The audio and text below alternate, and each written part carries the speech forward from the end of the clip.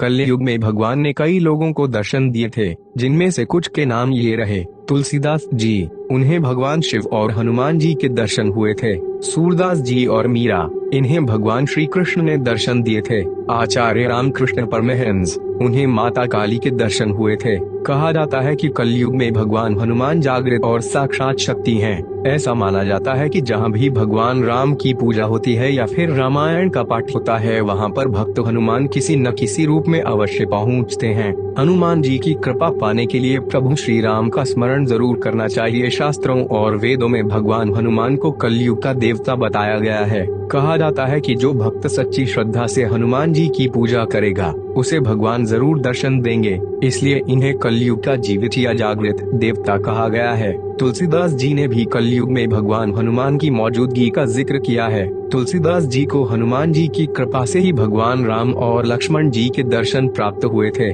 कहा जाता है कि आज कलयुग में भी इन 5 जगहों पर भगवान हनुमान मौजूद हैं। गंधमादन पर्वत, इस पर्वत पर कलयुग में भगवान हनुमान का निवास है। इसके कई प्रमाण कई जगहों पर मिलते हैं। कहा जाता है कि कई साधु संतों ने भी इसी स्थान पर तपस्या कर हनुमान जी के दर्शन प्राप्त किए। महर्षि कश्यप ने भी इसी पर्वत पर तपस्या की थी। यह पर्वत कैलाश पर्वत के उत्तर में स्थित है। भगवान राम से अमर होने का वरदान प्राप्त कर हनुमान जी ने इसी पर्वत को अपना निवास स्थान चुना। वैष्णव ब्रह्मांड विज्ञान के अनुसार अंतहीन चक्र वाले 4 कालों में से अंतिम कलयुग के अंत में हिंदू भगवान विष्णु के 10वें अवतार माने जाते हैं। जब भगवान कल्कि देवदत्त नाम के घोड़े पर आरूढ़ होकर तलवार से दुष्टों का संहार करेंगे, तब सत्ययुग का प्रारंभ होगा। धर्म ग्रंथों के अनुसार कलयुग में भगवान विष्णु कल्कि रूप में अवतार लेंगे। कल्कि अवतार कलयुग व सत्ययुग के संधिकाल में होगा। पुराण कथाओं के अनुसार कलयुग में पाप की सीमा पार होने पर विश्व में दुष्टों के संहार के लिए कल्कि अवतार प्रकट होगा।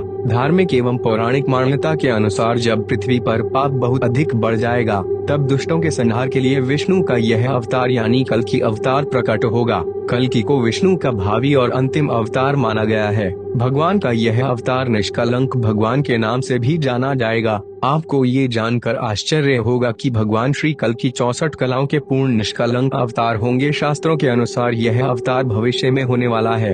कलयुग के अंत में जब शासकों का अन्याय बढ़ जाएगा, चारों तरफ पाप बढ़ जाएंगे तथा अत्याचार का बोलबाला होगा, तब इस जगत का कल्याण करने के लिए भगवान विष्णु कल्कि के रूप में अवतार लेंगे और भविष्य पुराण में कलयुग के अंत का वर्णन मिलता है। कलयुग में भगवान कल्कि का अवतार होगा, जो पापियों का संहार करके फिर से सत्ययुग की स्थापना करेंगे। कलयुग के अंत और कल्कि अवतार के संबंध में अन्य पुराणों में भी इसका वर्णन मिलता है। युग परिवर्तनकारी भगवान श्री कल्कि के अवतार का प्रयोजन विश्व कल्याण बताया गया है। श्रीमद् भागवत महापुराण में विष्णु के अवतारों की कथाएं विस्तार से वर्णित है। इसके 12वें स्कंद के 2वें अध्याय में भगवान के कल्कि अवतार की कथा विस्तार से दी गई है, जिसमें यह कहा गया है कि संभल ग्राम नगरी में विष्णु यश नामक श्रेष्ठ ब्राह्मण के पुत्र के रूप में भगवान कल्कि का जन्म होगा। वह देवदत्त नामक घोड़े पर आरूढ़ होकर अपनी कराल करवाल तलवार से दुष्टों, पापियों, म्लेच्छों 10 का संहार करेंगे, तभी सत्ययुग का प्रारंभ होगा।